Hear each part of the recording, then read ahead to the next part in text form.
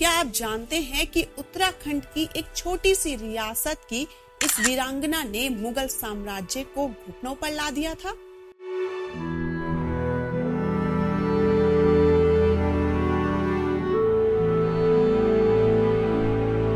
इतिहास में जिन रानियों का नाम सबसे ज्यादा लिया जाता है उनमें रानी लक्ष्मीबाई और रजिया सुल्तान प्रमुख है, लेकिन गढ़वाल की शेरनी रानी कर्णावती का नाम कहीं दब सा गया। उनके शौर्य और पराक्रम की गाथा उतनी चर्चित नहीं हुई जितनी होनी चाहिए थी। यह कहानी एक ऐसी रानी की है जिसने अपनी बुद्धिमता, साहस और युद्ध नीति से मुगलों को उत्तराखंड की सीमाओं से बाहर खदेड़ दिया।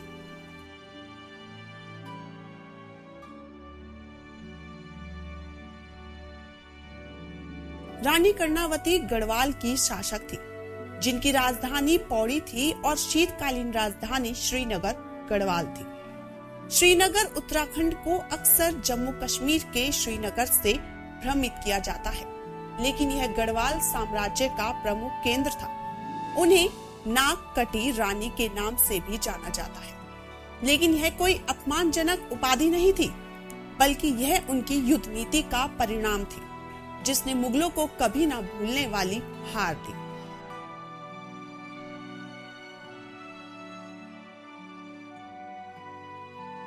अक्सर इतिहास में भ्रम की स्थिति बनती है, क्योंकि मेवाड़ की राजा राणा सांगा की पत्नी का नाम भी रानी कर्णावती था, लेकिन उत्तराखंड की रानी कर्णावती अलग थी, जो 17वीं शताब्दी में गढ़वाल पर शासन कर रही थी।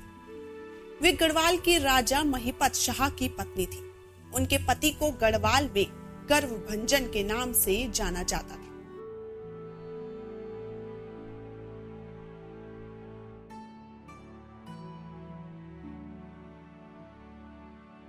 जब दिल्ली में शाहजहां का राज्याभिषेक हुआ तो गढ़वाल के राजा महिपत शाह को भी निमंत्रण भेजा गया, लेकिन उन्होंने इसे अस्वीकार कर दिया। इस अपमान से क्रोधित होकर शाहजहां ने गढ़वाल पर आक्रमण की योजना बनाई। 1631 के युद्ध में राजा महिपत शाह गंभीर रूप से घायल हो गए और उनकी मृत्यु हो गई। अब शासन का भार रानी कर्णावती के कंधों पर आ गया। यह देखकर मुगलों को लगा कि अब गढ़वाल को जीतना आसान हो जाएगा, लेकिन वे रानी के साहस और रणनीति को समझ नहीं पाए।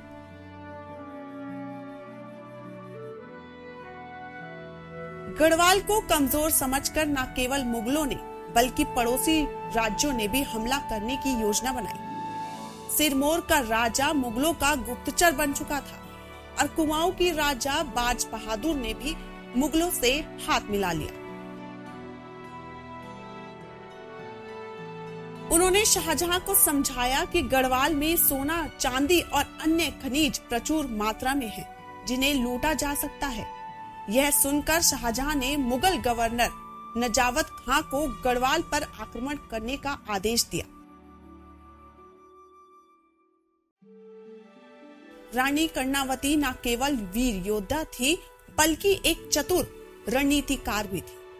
उन्होंने देहरादून और राजपुर के पास नहरों का निर्माण करवाया था, जिससे राज्य की कृषि व्यवस्था मजबूत हुई। जब रानी को खबर मिली कि मुगल सेना ऋषिकेश और लक्ष्मण झूला तक पहुंच गई, तो उन्होंने तुरंत अपने सैन्य सलाहकारों के साथ रणनीति बनाई। रानी ने जानबूझकर मुगल सेना को पहाड़ों में घुसने दिया और फिर उनके रास्ते बंद कर दिए। मुगलों के लिए पहाड़ी इलाका अजनबी था।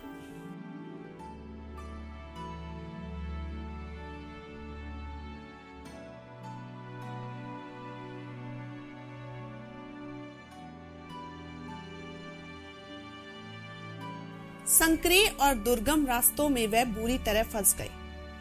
रानी की सेना ने ऊंचाई से पत्थरों, तीरों और अन्य हथियारों से हमला कर मुगलों को ध्वस्त कर दिया।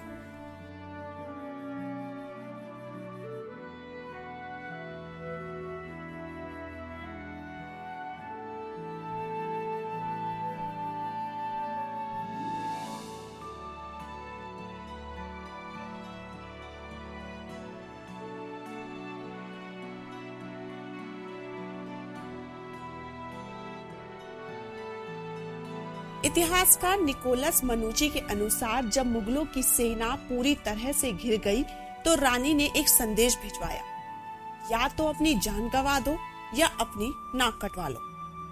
नजावत खां को अपनी जान बचानी थी, इसलिए उसने सैनिकों को आदेश दिया कि वे अपनी नाक कटवा ले और वापस दिल्ली लौट जाए। इस अपमानजनक हार के कारण नजावत खां कभी आगरा नहीं लौटा। कुछ कहते हैं कि उसने आत्महत्या कर ली, जबकि कुछ मानते हैं कि मुगलों ने ही उसे मार डाला। इस घटना के बाद रानी कर्णावती को नाक कटी रानी कहा जाने लगा।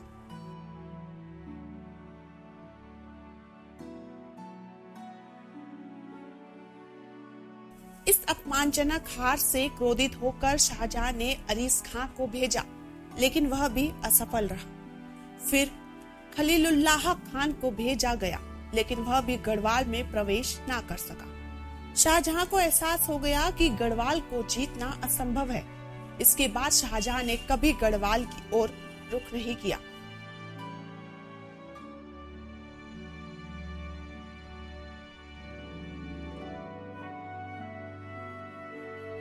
रानी कर्णावती का योगदान केवल युद्ध तक सीमित नहीं था। उन्होंने गढ़वाल में कई ऐसे सामाजिक और संरचनात्मक विकास कार्य किए।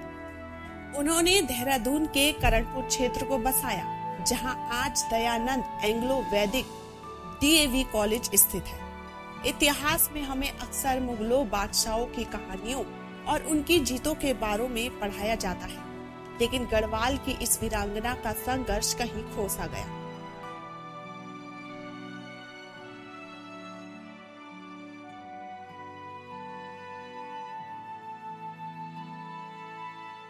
गढ़वाल की वीरता और शौर्य को फिर से जीवित करने के लिए चैनल को सब्सक्राइब करें और नोटिफिकेशन ऑन करें। इस वीडियो की जानकारी विभिन्न इतिहासकारों, लेखों और प्राचीन दस्तावेजों पर आधारित है। हम किसी भी ऐतिहासिक तथ्य का समर्थन या विरोध नहीं करते। इसके अगले भाग में जानेंगे रानी कर्णावती के बारे में और विस्तार से।